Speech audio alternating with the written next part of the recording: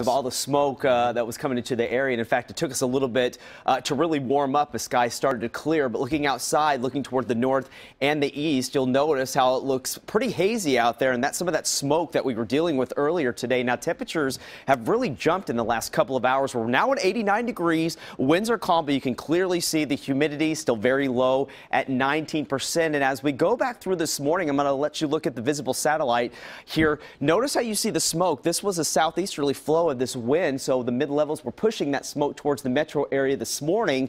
But since then, the winds have really changed toward the south and the west, and now we're starting to get the smoke moving up towards the gorge and even the Dalles. And I have a live look at the Dalles, so you can see how smoky it looks right now. I'm actually going to step out the screen, but you could see very hazy there, that plume of smoke moving from the south towards the north, and you can see Mount Hood in the distance out in there. So definitely going to have to watch this area as temperatures are very hot right now. We're going to continue to have dry conditions at least through tonight into early tomorrow. Now, here are the high temperatures today. We made it to 89 in Portland as well as Salem. A little bit more comfortable out towards Astoria. Still warm, though, 82 degrees in Pendleton at 83. Right now, still sitting at 89 in Albany, 74 in Government Camp, and Tillamook right now at 73 degrees. The metro area, 91 right now in Beaverton, lower 90s for Tigard, upper 80s in Tualatin, and east side right now, mid 80s for Camas and Gresham. Happy Valley right now at 82 degrees. So sky-wise, again, we're seeing lots of sunshine. Nothing really to talk about in the way of moisture.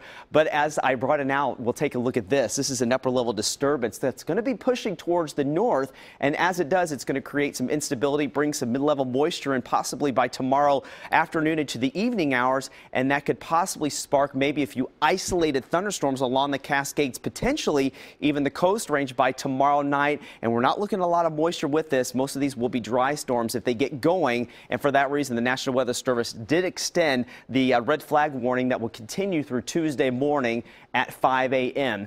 I was doing a little research, and I took a look back here for the driest September years. Notice back in 1975, that was our driest year with just a trace of rain, tying 1993. In 1965, we only had a 100th of an inch of rainfall, slightly more than that in 1991, and then a big whopping 400 back in 2012. And so far this month, we've only had a trace of rain for September. So like I mentioned, we're going to watch the next 24 hours because we have that disturbance that's going to push in. As I go through the timeline here, we're going to start to notice some clouds increasing along the coast tomorrow. Here's 6 o'clock. We could see an isolated storm or two developing along the Cascades points east for eastern Oregon. Well, Willamette Valley, I think we're going to stay quiet, but I am going to watch the chance of maybe an isolated cell trying to roll in overnight tomorrow night into early Tuesday morning. Here's about 1:30 in the morning. Notice how models are indicating an isolated storm or two maybe over the Coast Range. I think Tuesday will generally be dry before we get a little bit more moisture working in.